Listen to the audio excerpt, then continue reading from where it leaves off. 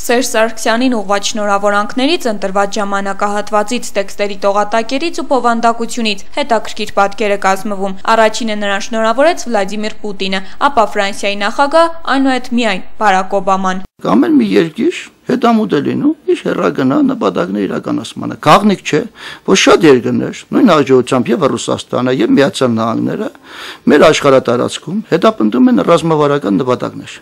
Եվ այստեղ նրանցից յուրաքանչյուրը ընդորում այդ ընտրությունների հետ կապում է նաև իր ծրագրերի հետագա իրականացումը եւ քաղաքական ուրեմն հետազոտությունների անհրաժեշտություն։ Շատերի կարծիքով այդ շնորհավորանքները ոչ միայն դիվանագիտական արարողակարգ են, ընտրությունների հնարավոր ժողովրդավարական ընթացքով ու լեգիտիմությամբ պայմանավորված, այլ ուղղակիորեն կապված են քաղաքական շահերով ու ակնկալիքներով։ Շատ դեպքերում, երբ որ այդ հնարավորությունը ընձեռվում է այլ պետություններին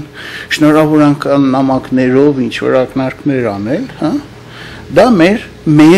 մեծագույն խնդիրն է, մեր որպես քաղաքացիների, որպես պետության մասնիկ։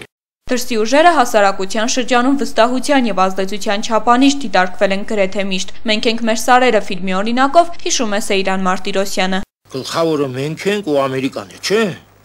Ավստրիա։ Ճիշտ ասած, ես ուշադիր չեմ եղել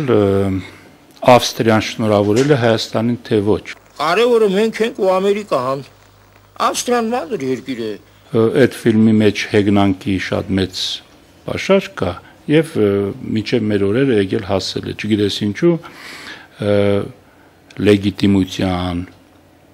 հասարակության մոտ ընտրությունների նկատմամբ վստահության չափանիշ համարվում է դրսից եկած շնորհավորանքները։ Մեղքս մեզ է գալիս, մեկ էլ Ամերիկային։ Մանրերը արանքում գլուխ են պահում։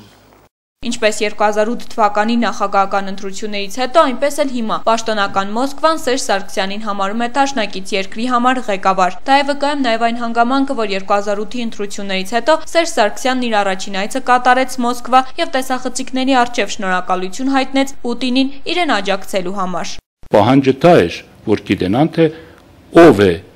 ցանկացել, որ Սերժ Սարգսյանը ընտրվի։ Ստորացուցիչ է երկրի ինքնիշխանությանը հարվածող քայլ է, որովհետև քեզ քո երկրում, քո օրենսդրությամբ ժողովուրդը ընտրում է կամ չի ընտրում։ Այդտեղ չկան դրսից մարդիկ ուժեր, որոնք դրան պետք է նպաստեն։ Ընտրությունների արդյունքների նկատմամբ հասարակության անվստահության ֆոնին Օբամա, Պուտին եւ գերտերությունների այլ նախագահների շնորհավորական ուղերձները պայմանավորված որոշակի ակնկալիքներով Հայաստանի համար մրցակցային դիրքեր են ապահովում, ինչը սակայն քաղաքագետների կարծիքով իշխանությունները գերադասում են օգտագործել ոչ թե պետական, այլ սեփական շահերի համար։ Նաիրա Նալբանդյան, Համբարձում Պապոյան, Գալանյուս։